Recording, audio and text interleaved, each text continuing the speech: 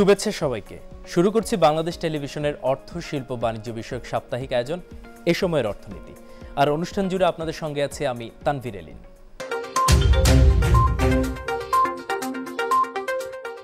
মূল অনুষ্ঠানে যাওয়ার আগে দর্শক দেখে নেওয়া যাক কি থাকছে আমাদের এই পর্বে। করোনাকালে লক্ষ্যমাত্রা ছাড়িয়েছে চায়ের উৎপাদন। প্রধানমন্ত্রী শেখ হাসিনার দূরদর্শী সিদ্ধান্তে সচল ছিল চা বাগানগুলো, বেকার হয়নি কোনো চা শ্রমিক। প্রথমবারের মতো সমুদ্রপথে চারা গাছ রপ্তানির সূচনা করল বাংলাদেশ। প্রথম চালানে কাতারে গেল ৮ প্রজাতির ৩,৭৪৭টি চারা গাছ। এবং থাকছে পুঁজিবাজারের বিশ্লেষণ সহ অর্থনীতির নানা খোঁজখবর। করোনা মহামারীর মধ্যে একদিনের জন্য বন্ধ হয়নি চা শিল্প। প্রধানমন্ত্রী শেখ হাসিনার দূরদর্শী সিদ্ধান্তে চা বাগান ছিল বিধিনিষেধের বাইরে। ফলে এই শিল্পের একজন শ্রমিককেও কর্ম হারাতে হয়নি। ফলে করোনাকালে চায়ের উৎপাদন লক্ষ্যমাত্রাকেও ছাড়িয়ে গেছে। দেশে করোনার প্রকোপ শুরু হওয়ার পর চা বাগানগুলোতে এক ধরনের অনিশ্চয়তা দেখা দেয়। কিন্তু প্রধানমন্ত্রী শেখ হাসিনার দূরদর্শী সিদ্ধান্তে চা বাগানকে লকডাউনের বাইরে রাখা হয়। প্রধানমন্ত্রীর এই নির্দেশনার ফলে করোনার মহামারীর মধ্যে একজন চা শ্রমিককেও বেকার হতে হয়নি। ফলে করোনাকালে চায়ের উৎপাদন লক্ষ্যমাত্রাকেও ছাড়িয়ে গেছে। গত বছরে প্রায় ৭৫,০০০ টন উৎপাদন লক্ষ্যমাত্রার বিপরীতে সংগ্রহ করা হয়েছে ৮৬,৩৯০ টন চা পাতা। বছর ব্যবধানে রপ্তানি বৃদ্ধি হয়েছে ৩ গুণের বেশি। করোনাকালে চা বাগান চালু থাকায় স্বাভাবিক ছিল চা বাগান কেন্দ্রিক অর্থনীতি। পাশাপাশি সরকারের নানা পদক্ষেপে চা শ্রমিকদের আর্থসামাজিক অবস্থাও আগের চেয়ে অনেক বদলে গেছে। করোনার কারণে অনেক মানুষরা খায় না খেয়ে থাকতেছে, ঠিক আছে, কিন্তু আমাদের চা বাগানে আমাদেরকে সুযোগ সুবিধা করে দিছে। আমরা চা বাগানে কাজ করতে পারতেছি, আমরা খাইতেছি।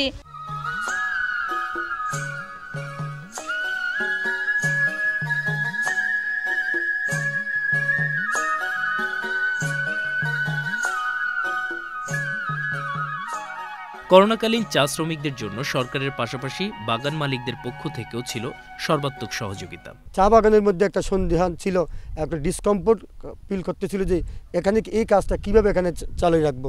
যখন আমরা দেখলাম মাননীয় প্রধানমন্ত্রী ঘোষণা দিলেন চা বাগানে এমন একটা পরিবেশ, চা বাগানে এই কার্যক্রম ডিস্টেন্স মেনটেন কার্যক্রম চালানো হয়, যেমন উৎপাদনটা অব্যাহত থাকবে, শ্রমিকরাও ভালো থাকবে, দেশের অর্থনৈতিক চাকাটাও চালু থাকবে এবং শ্রমিকদেরকে কোনো কর্মহীন অবস্থায় থাকতে হবে না। আমরা শ্রমিক জীবন মান উন্নয়নে যাদের যেমন বাসস্থান, গৃহ, শিক্ষা, স্বাস্থ্য, তাদের যে বিষয়গুলো, মৌলিক যে বিষয়গুলো আছে, আমরা সর্বাগ্রে অগ্রাধিকার দিয়ে থাকি। আমাদের চা বাগানের যতটা শ্রমিক, প্রতিটা শ্রমিকের ঘর আমরা এখন পাকা গৃহ। রিভার্স অসমোসিস প্রক্রিয়ার মাধ্যমে চাটাকে বিশুদ্ধ করে আমরা শ্রমিক লাইনে আমার পানি সরবরাহ করে দিই। 24 কেজিতে 118 টাকা। এখন এক্সট্রা যদি পাতি তোলে তাহলে এটার জন্য এক্সট্রা মজুরি পায়। তারপরে তাদের হচ্ছে গিয়ে পার্মানেন্ট যারা, তারা এটার পাশাপাশি পাবে চিকিৎসা পাবে, তাদের বাসস্থান ফ্রি, তারপরে প্রভিডেন্ট ফান্ড, তাদের যে জীবন মানটা সেটা মানে সামঞ্জস্যপূর্ণ বর্তমান সময়ের সাথে। কোভিড পরিস্থিতিতেও প্রধানমন্ত্রী শেখ হাসিনার নির্দেশনায় দেশের সকল চা বাগানের সার্বিক কার্যক্রম স্বাভাবিক ছিল। স্বাস্থ্যবিধি মেনে চা বাগান পরিচর্যা ও পাতা তোলার কার্যক্রম পরিচালিত হয়েছে। এর ফলে চা উৎপাদনের লক্ষ্যমাত্রা অর্জিত হয়েছে। দেশের উৎপাদনমুখী খাতগুলোতে সরকারের বিশেষ নজর ছিল বলে করোনাকালে চায়ের মতো শ্রমঘন নয় এমন শিল্পের উৎপাদন অব্যাহত ছিল। ক্ষুদ্র নৃতাত্ত্বিক জনগোষ্ঠীর অনেকে কিন্তু চা বাগানে কর্মরত আছেন। তো মাননীয় প্রধানমন্ত্রী কিন্তু আপনারা জানেন যে বাংলাদেশের পঞ্চগড়ে উনি প্রথম গিয়ে সেখানে যখন দেখলেন যে আমাদের পার্শ্ববর্তী দেশে চমৎকার চা তৈরি হচ্ছে, চা উৎপাদন হচ্ছে, মাননীয় প্রধানমন্ত্রীর নির্দেশেই কিন্তু চায়ের প্লান্টেশন শুরু হয়েছে। তার ফলে পঞ্চগড় এখন চায়ের একটা জেলা হয়ে গেছে। এবং মাননীয় প্রধানমন্ত্রী আরেকটি কাজ করেছেন, তখন ওইখানের যারা ক্ষুদ্র কৃষক আছে তাদেরকে প্রশিক্ষণ দেওয়ার ব্যবস্থা করেছেন, স্বল্প মূল্যে চারা পৌঁছে দেওয়ার ব্যবস্থা করেছেন। শুধু এখানে যে হাউসহোল্ড নাম্বার বেড়েছে তা না, একই সাথে কিন্তু পঞ্চগড়ের মতো জায়গায়ও এক সময় ছিল একটা ফ্যাক্টরি, সেখানে কিন্তু 4-5টা ফ্যাক্টরি হয়ে গেছে।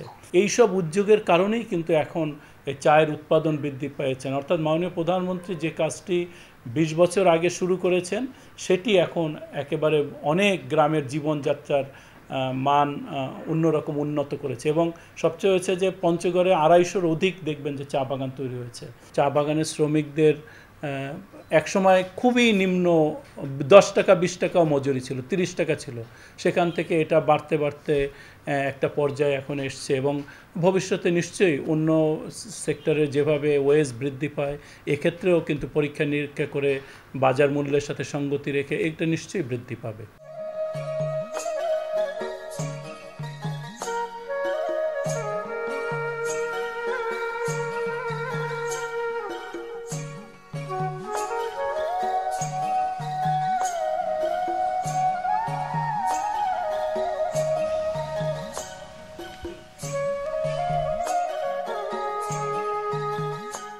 প্রথমবারের মতো সমুদ্রপথে চারা গাছ রপ্তানির সূচনা করল বাংলাদেশ। 8 প্রজাতির ৩,৭৪৭টি চারা গাছের একটি চালান চট্টগ্রাম বন্দর হয়ে কাতারে পাঠানো হয়েছে। চারা রপ্তানির অপার সম্ভাবনাকে কাজে লাগিয়ে বিশ্ববাজারে বাংলাদেশ নতুনভাবে পরিচিতি পাবে বলে মনে করছেন সংশ্লিষ্টরা। একই সঙ্গে অপ্রচলিত এ পণ্য রপ্তানির মাধ্যমে বৈদেশিক মুদ্রা অর্জনের নতুন পথ উন্মোচিত হলো। বাংলাদেশ থেকে বিমানে চারাগাছ রপ্তানি করা হলেও এবারই প্রথম সমুদ্রপথে চারাগাছ রপ্তানি করা হচ্ছে। বিমানে করে চারাগাছ রপ্তানি অত্যন্ত ব্যয়বহুল। রপ্তানিকারকরা তাই জাহাজে করে চারাগাছ রপ্তানিতে অগ্রাধিকার দিচ্ছেন। জাহাজে করে বছরে প্রায় $1 কোটি গাছ রপ্তানি করতে পারবে বলে আশা করছে রপ্তানিকারকরা। ঢাকা বিমানবন্দর থেকে বিমান পথে আমরা প্রায় 10টির মতো শিপমেন্ট করেছি, আর নৌপথে দ্যাট ইজ সমুদ্র পথে আমরা এই প্রথম শিপমেন্ট এটা করতেছি। আপনারা দেখতেছেন আমাদের এই গাছের চারাগুলো আমরা একটা 40 feet reefer container, air condition container সেটাতে আমরা পাঠানোর মতো পদক্ষেপ গ্রহণ করে আজকে এতটুকু পর্যন্ত এসেছি। বাংলাদেশ থেকে উদ্ভিদজাত পণ্য বিদেশে রপ্তানি করার পূর্বে ল্যাব টেস্ট করা হয়, পরে ইস্যু করা হয় উদ্ভিদ স্বাস্থ্য সনদ বা ফাইটোস্যানিটারি সার্টিফিকেট। পরে ইস্যু করা হয় উদ্ভিদ স্বাস্থ্য সনদ বা ফাইটোস্যানিটারি সার্টিফিকেট, যার মাধ্যমে ওই উদ্ভিদজাত পণ্য আন্তর্জাতিক মানের বলে ধরা হয়। এখান থেকে যে কৃষি পণ্যগুলা বাইরে যাবে অর্থাৎ আমরা রপ্তানি করব, এগুলার জন্য উদ্ভিদ স্বাস্থ্য সনদপত্র দিয়ে থাকি। তবে আনন্দের বিষয় হচ্ছে আমরা হতে দেখে আসছি এইবার সমুদ্র বন্দরের মাধ্যমে প্রথমবারের মতো এই জীবন্ত চারা কিন্তু বিদেশে যাচ্ছে। এই যে চারাতে কিন্তু শিকড়ে কোনো মাটি থাকতে পারে, এগুলা মাটি এই শিকড়গুলা গজাতে হবে কোকো পিটের মধ্যে, আর অবশ্যই সুস্থ সবল হতে হবে, আর কোনো পোকামাকড় এবং রোগ জীবাণু থাকতে পারবে না। এগুলা সব আমরা নিশ্চিত হওয়ার পর পাঠানোর ব্যবস্থা করতে পারবো। এবারই প্রথম বাংলাদেশ থেকে সমুদ্রপথে 8 প্রজাতির ৩,৭৪৭টি চারা গাছের একটি চালান কাতারে রপ্তানি হচ্ছে। চারা গাছগুলো 2 দফায় টেস্ট করা হয়েছে। রপ্তানিকারী দেশের চাহিদা অনুযায়ী কারবারি এবং ম্যানকোজেব স্প্রে করে এটাকে পূর্ণাঙ্গভাবে রোগ জীবাণুমুক্ত মর্মে ওনারা নিশ্চিত করেছেন। তারপরেও আমরা আজকে প্ল্যান কোয়ারেন্টাইন স্টেশন সমুদ্র বন্দরের পক্ষ থেকে এখানে আমরা ইন্সপেকশন জন্য এসেছি। আমি ইন্সপেকশন করলাম, আমি ইন্সপেকশন থেকে আমাদের প্রতীয়মান হলো যে আসলে এর ভিতরে কোনো সয়েল দেওয়া হয়নি, এবং যেটা এটাকে রুট হিসাবে যেখানে রুট গজানোর মাধ্যম হিসাবে ব্যবহৃত হয়েছে সেটা পুরোপুরি স্টেরিলাইজ করা হয়েছে। যারা আছেন এবং যারা এই ধরনের ব্যবসার সাথে জড়িত আছেন তারা এই রপ্তানিকার সংখ্যা বৃদ্ধি পাবে এবং দিন দিন আমরা অধিক পরিমাণ এই ধরনের পণ্য বিদেশে রপ্তানি করে অধিক পরিমাণ রাজস্ব আয় করতে সক্ষম হব। বিশ্বের উদ্ভিদজাত পণ্য যেমন চারাগাছ রপ্তানি করতে জাতিসংঘের বিশ্ব বাণিজ্য সংস্থার বিভিন্ন নির্দেশনা মেনে চলতে হয়। বিশ্ব বাণিজ্য সংস্থার চুক্তি স্বাক্ষরকারী দেশ হিসেবে বাংলাদেশকেও ওইসব নিয়মকানুন মেনে উদ্ভিদজাত পণ্য রপ্তানি করতে হয়। এ কাজে সমন্বয় করে বাংলাদেশ কৃষি সম্প্রসারণ অধিদপ্তরের অঙ্গ প্রতিষ্ঠান উদ্ভিদ সঙ্গ নিরোধ উইং। শুরু হয়েছে নতুন আরেকটি অর্থবছর। করোনা মহামারীর কারণে বিগত অর্থবছরটি সাধারণ মানুষ পার করেছে জীবন ও জীবিকার সঙ্গে যুদ্ধ করে। কেমন ছিল বিদায়ী 2020-21 অর্থবছরটি? অর্থনীতির কিছু সূচক নেতিবাচক থাকলেও বড় সুখবরও ছিল বছরটিতে। সদ্য বিদায়ী অর্থবছরের বিভিন্ন অর্জন নিয়ে আমাদের এবারের বিশেষ আয়োজন। গত 26 ফেব্রুয়ারি স্বল্পোন্নত দেশ এলডিসি তালিকা থেকে উত্তরণের জন্য বাংলাদেশের নাম সুপারিশ করেছে জাতিসংঘের কমিটি ফর ডেভেলপমেন্ট পলিসি। আগামী 2026 সালে এলডিসি থেকে পুরোপুরি বের হয়ে যাবে বাংলাদেশ। বাংলাদেশের মানুষের গড় মাথাপিছু আয় বেড়ে দাঁড়িয়েছে ২,২২৭ মার্কিন ডলারে। টাকার অঙ্কে পরিমাণ ১,৮৮,৮৭৩ টাকা। গতবার মাথাপিছু আয়ের পরিমাণ ছিল $২,০৬৪।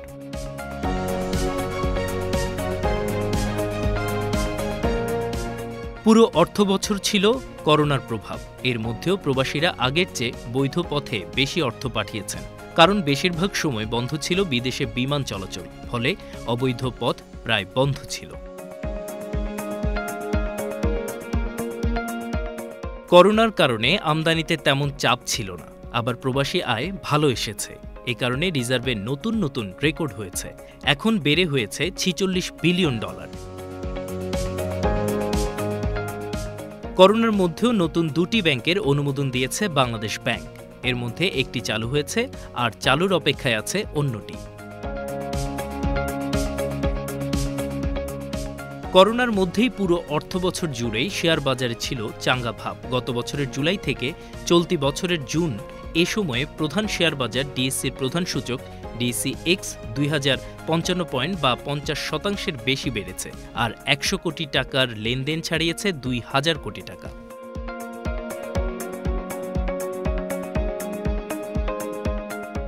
এই অর্থবছরেই শেয়ার বাজারের প্রাথমিক গণপ্রস্তাব বা আইপিও ব্যবস্থা থেকে লটারি প্রথা তুলে নেওয়া হয়েছে। গত এপ্রিল থেকে এই সিদ্ধান্ত কার্যকর করা হয়। সংকটে সঞ্চয় বাড়ে, তাই সুদ হার কম হলেও মানুষ ব্যাংকে টাকা রাখা বাড়িয়েছে। মূলত খরচের জায়গা কমে আসায় মানুষ সঞ্চয় করেছে, এতে বেড়েছে ব্যাংকের আমানত। করোনা ধাক্কা কাটিয়ে পণ্য রপ্তানি আয় ঘুরে দাঁড়িয়েছে। চলতি অর্থবছরের প্রথম ১১ মাসে $৩,৫১৮ কোটি রপ্তানি হয়েছে। এই আয় গত অর্থবছরের একই সময়ের চেয়ে ১৩.৬৪% বেশি। যদিও গত ২০১৯-২০ অর্থবছর রপ্তানি আয় কমেছিল ১৭% মতো।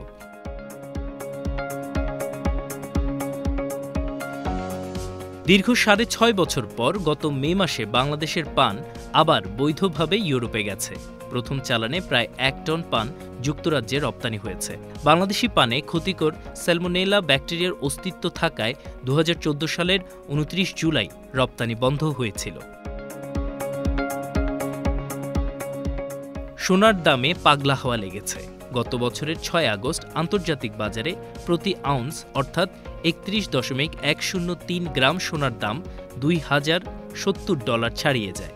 তখন দেশে এক ভরির দাম গিয়ে ৭৭,২১৬ টাকায় দাঁড়ায়। সেটি ছিল দেশের ইতিহাসের সর্বোচ্চ দাম।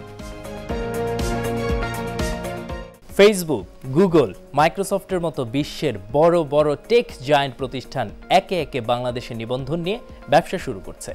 বাংলাদেশে স্থায়ী অফিস না থাকলেও অনাবাসী প্রতিষ্ঠান হিসেবে ভ্যাটের ব্যবসায় শনাক্তকরণ নম্বর BIN নিয়েছে এসব প্রতিষ্ঠান। অনলাইন ভিত্তিক ব্যবসা প্রসারের কারণে প্রচারণার জন্য ফেসবুক, ইউটিউব সহ বিভিন্ন ডিজিটাল প্ল্যাটফর্মে বেড়েছে বিজ্ঞাপনের ব্যবহার। এতে বিভিন্ন ব্যাংকের আন্তর্জাতিক কার্ডের মাধ্যমে দেশীয় বাজারের বিজ্ঞাপনের বিপুল অর্থ চলে যাচ্ছিল বিদেশি প্রতিষ্ঠানগুলোর কাছে। ফলে দীর্ঘদিন ধরেই বিপুল পরিমাণ কর ফাঁকি দিয়ে আসছিল টেক জায়ান্টগুলো। এই প্রতিষ্ঠানগুলোর ব্যাপারে আমাদের যেটি সমস্যা ছিল যে এটির যে ফরম্যাটের মাধ্যমে তাদের রেজিস্ট্রেশন করার কথা সেখানে সামান্য ত্রুটি ছিল, সেগুলো আমরা সংশোধন করে দেওয়ার পরে আমাদের সফটওয়্যার ডেভেলপমেন্টের কাজ করা হয়েছে। তো সফটওয়্যারটা ডেভেলপ করতে আমাদের প্রায় ৪-৪.৫ মাসের মতো লেগে গেছে। আনুষ্ঠানিকভাবে বিশ্বখ্যাত অনলাইন মার্কেটপ্লেস অ্যামাজন ও টেক জায়ান্ট গুগল বাংলাদেশের জাতীয় রাজস্ব বোর্ড থেকে বিজনেস আইডেন্টিফিকেশন নাম্বার বা BIN সংগ্রহ করেছে। এতে বাংলাদেশ থেকে তাদের আয়ের 15% ভ্যাট জমা দিতে হবে NBR-কে। বছর শেষে দাখিল করতে হবে আয়ের হিসাবও। যে সমস্ত প্রতিষ্ঠান, বিদেশি প্রতিষ্ঠান ওয়েবের মাধ্যমে ইকোনমিক অ্যাক্টিভিটি করছে আমাদের দেশের মধ্যে, তাদের সকলকেই আসলে এই আওতায় আসতে হবে এখন থেকে। বিদেশি টেক জায়ান্টদের ভ্যাটের আওতায় আনাকে ইতিবাচক হিসেবে দেখছেন বেসিসের সভাপতি সৈয়দ আলমাস কবির। প্রায় ৩,০০০ কোটি টাকার ডিজিটাল মার্কেটিং হয় বিভিন্ন প্ল্যাটফর্মে। আমার মনে হয় তারা যে ভ্যাট এতদিন দিচ্ছিল না সরকারকে, সেটা কিন্তু এখন সরকার সেই রাজস্বটা পাবে। আমার মনে হয় এটা একটা পজিটিভ দিক। কিন্তু যাতে ইনভেন্টরি বেসড ব্যবসা তারা না করে, তাদেরকে আমরা মার্কেট প্লেস বেসড ব্যবসা কিন্তু করতে দিতে আমাদের কোনো আপত্তি নেই। ই কমার্স সংশ্লিষ্টরা বলছেন, গুগল ও অ্যামাজনের এই পদক্ষেপ একটি নতুন অধ্যায় হয়ে থাকবে। এর মাধ্যমে বিভিন্ন দেশের প্রযুক্তি সংস্থাগুলোর জন্য বাংলাদেশে অফিস খোলা আরও সহজ হবে।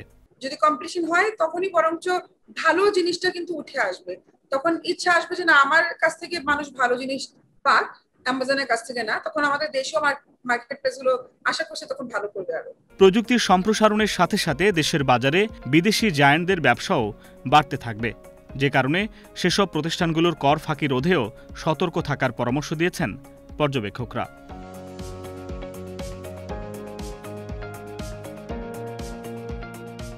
দর্শক, এবার এক নজরে দেখে আসি দেশ বিদেশের পুঁজিবাজার সমূহের সর্বশেষ আপডেট। দর্শক, শুরুতে নজর দেওয়া যাক দেশের প্রধান পুঁজিবাজার DAX সূচকের দিকে। দেশ জুড়ে লকডাউন শুরু হবে ভেবে অনেকের ধারণা ছিল পুঁজিবাজারে সূচকের পতন হওয়ার সম্ভাবনা আছে, কিন্তু সে ধারণাকে ভুল প্রমাণ করে গত সপ্তাহে সূচকের ঊর্ধ্বমুখী প্রবণতার মধ্য দিয়ে বাজারে লেনদেন শেষ হয়। গত সপ্তাহে সূচকটি 6117 পয়েন্টের উপরে 6150 পয়েন্টে গিয়ে সপ্তাহের লেনদেন শেষ করেছে। চলমান সপ্তাহে কয়েকদিন ব্যাক টেস্ট করার জন্য কিছু পয়েন্ট নিচে নামতে পারে, তবে সূচকটি 6448 পয়েন্টের কাছাকাছি গিয়ে আগামী সপ্তাহের লেনদেন শেষ করার সম্ভাবনা সৃষ্টি হয়েছে। এবারে নজর দেওয়া যাক DSE30 ইন্ডেক্সের দিকে। বিগত দিনের মতো এই সপ্তাহ সূচকটি সাইডওয়েজ প্রবণতায় চলতে দেখা গেছে। চলমান সপ্তাহে সূচকটি বর্তমান অবস্থা থেকে বেড়ে 2206 পয়েন্ট থেকে উঠে ন্যূনতম 2241 কিংবা এই লেভেল ভেঙে 2269 পয়েন্টে স্পর্শ করার সম্ভাবনা আছে। এ পর্যায়ে দেখে নেওয়া যাক চট্টগ্রাম স্টক এক্সচেঞ্জের অবস্থা। CSE সূচকটি গত সপ্তাহে ঊর্ধ্বমুখী প্রবণতার মধ্য দিয়ে লেনদেন শেষ করে। দর্শক, আপনারা যেমনটি দেখতে পাচ্ছেন, আমাদের এঁকে দেওয়া বক্সটিকে ভেদ করে উপরে লেনদেন শেষ করেছে একটি বুলিশ এনগালফার ক্যান্ডেল দিয়ে। এই অবস্থায় বাজারে আগামী কিছুদিন প্রাইস রিটেস্ট করার জন্য কিছুটা নিচের দিকে সূচকটি নেমে পুনরায় বেশ ভালো ঊর্ধ্বমুখী প্রবণতার সম্ভাবনা আছে।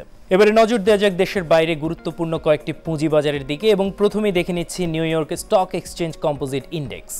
সূচকটি গত কয়েক সপ্তাহ ধরে স্ট্রং রেজিস্ট্যান্স লেভেল ক্রস করে উপরে লেনদেন শেষ করতে পারেনি। এই অবস্থায় বর্তমানেও দেখা যাচ্ছে সূচকটি রেজিস্ট্যান্স লেভেলের কাছে অবস্থান করছে, তাই ধারণা করা যায় এখান থেকে সূচকটি আগামী সপ্তাহে আবারও নিচের দিকে নামবে। গত সপ্তাহে সূচকটি সর্বোচ্চ 16667 এবং সর্বনিম্ন 16438 পয়েন্ট স্পর্শ করে। এবারে দেখে নেওয়া যাক চীনের প্রধান পুঁজিবাজার সাংহাই কম্পোজ ইন্ডেক্সটি। গত 1.5 মাস ধরে সূচকটি একই ফিক্সড জোনে সাইডওয়েজ চলার পর গত সপ্তাহে বেশ বড় ধরনের পতনের মধ্য দিয়ে বিগত দিনের ফিক্সড জোনকে ভেঙে নিচে লেনদেন শেষ করে। গত সপ্তাহে সূচকটি সর্বোচ্চ 3614 এবং সর্বনিম্ন 3518 পয়েন্ট স্পর্শ করে। সবশেষ দেখে নেওয়া যাক ভারতের প্রধান পুঁজিবাজার বোম্বে সেন্সেক্স 30 ইন্ডেক্সটি। সূচকটি বিগত কিছুদিন বেয়ারিশ প্রবণতায় থাকলেও মাঝে একদিন বুলিশ প্রবণতায় ফেরার চেষ্টা করে, তবে যেহেতু শেষ দিনের ক্যান্ডেলটি বুলিশ হ্যামার ক্যান্ডেল দেখা যাচ্ছে, তাই ধারণা করা যাচ্ছে আগামী সপ্তাহের কিছুদিন কিছু পয়েন্ট ঊর্ধ্বমুখী প্রবণতায় থাকার সম্ভাবনা আছে।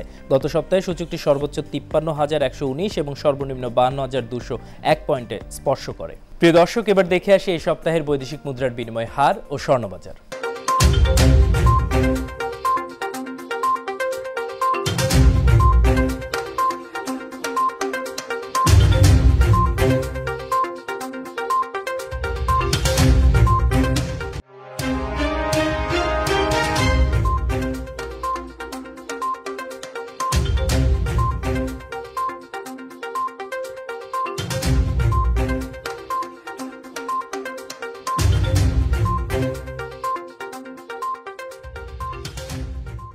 দর্শক, কেমন লাগলো আমাদের আজকের আয়োজন? আশা করি ভালো লেগেছে। আমাদের অনুষ্ঠান সম্পর্কে কোনো মতামত থাকলে জানাতে নিশ্চয়ই ভুলবেন না। আমাদের সঙ্গে যোগাযোগের ঠিকানা প্রযোজক এই সময়ের অর্থনীতি, কক্ষ নং 3006, বাংলাদেশ টেলিভিশন ভবন, রামপুরা, ঢাকা। ইমেল করতে পারেন এই সময়ের অর্থনীতি @gmail.com এই ঠিকানায়। এছাড়াও ভিজিট করতে পারেন বিটিভির ফেসবুক পেজ বাংলাদেশ টেলিভিশন-বিটিভিতে। আজ এই পর্যন্তই। দেখা হবে আগামী পর্বে অর্থনীতির নানা আয়োজন নিয়ে। সবাই সুস্থ ও নিরাপদে থাকুন আর করোনা ভাইরাস থেকে বাঁচতে স্বাস্থ্যবিধি মেনে চলুন। খোদা হাফেজ।